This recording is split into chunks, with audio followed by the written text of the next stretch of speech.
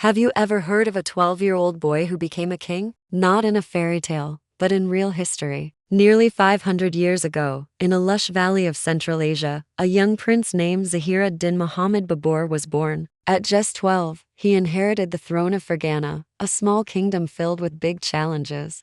But this was just the beginning of a life packed with battles, constant struggle, and a dream that would change the course of history. Young Babur had one burning ambition: to build a powerful empire, one that would be remembered for centuries. His eyes were set on the legendary city of Samarkand, the jewel of Central Asia. He led his loyal soldiers across treacherous mountains, his sword always ready. He fought with everything he had, trying again and again to conquer the city. Sometimes he tasted victory, and other times, bitter defeat forced him to retreat. But through it all, one thing remained constant: Babur never ever gave up. After years of fighting, Babur realized that the constant instability in Central Asia was a dead end. To achieve his grand vision, he needed a new strategy, a new direction. As he pored over ancient maps with his trusted commanders, his gaze shifted south. His eyes turned toward the vast and wealthy lands of Hindustan, a place of immense opportunity and power. A bold decision was made. He would march toward India. The year is 1526. On the dusty plains of Panipat,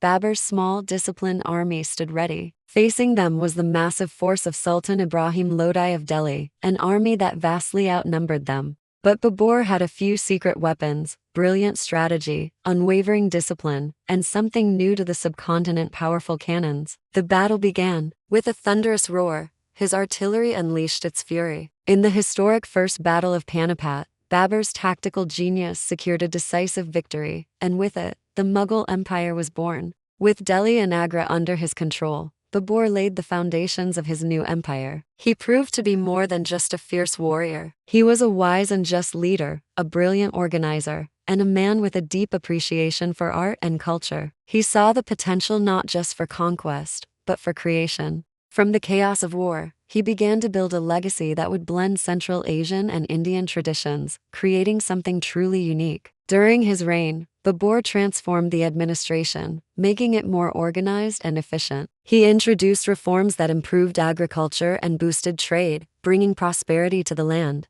He also strengthened the military, ensuring the security of his new empire. But in his quiet moments, he was also a poet and a writer. He penned his autobiography, the Baburnama, a remarkable book filled with vivid stories of his battles, his observations of nature, and his reflections on life. Sadly, Babur's time as emperor was short. In 1530, at the young age of 47, the great warrior and visionary passed away. He was initially buried in Agra, the heart of his new empire, but his heart always longed for the mountains of his homeland. Honoring his final wish, his remains were later moved to a beautiful garden in Kabul. Today, that peaceful place is known as the Garden of Babur, a final resting place for the king who started it all. Babur was more than just a conqueror. He was a visionary leader who laid the groundwork for one of the greatest empires in the history of the Indian subcontinent. His courage, strategy, and unstoppable determination gave rise to the mighty Mughal Empire, a dynasty that would shape India's destiny for centuries to come. Thanks for watching, and if you enjoyed this journey into the past, don't forget to like, share, and subscribe for more stories from history.